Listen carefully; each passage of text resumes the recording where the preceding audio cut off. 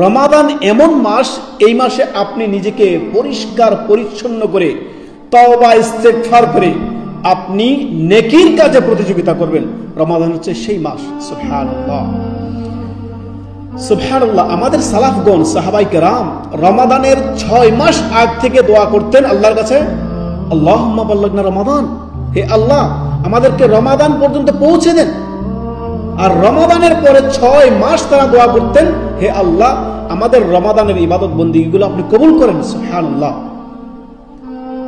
বিগত রমাদানে অনেকেই আমাদের মধ্যে ছিল, আর এই রমাদানে অনেকে আমাদের মধ্যে নেই, দুনিয়া থেকে তারা বিদায় নিয়েছে। হয়তো হতে পারে এটি আপনার আমার জীবনের শেষ রমাদান। সুবহানাল্লাহ, কোন সে ধোঁকায় পড়ে আছে। সুবহানাল্লাহ।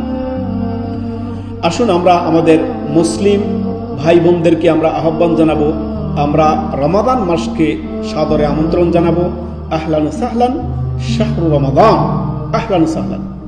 রমাদানকে সাদরে আমন্ত্রণ জানাচ্ছি আমরা।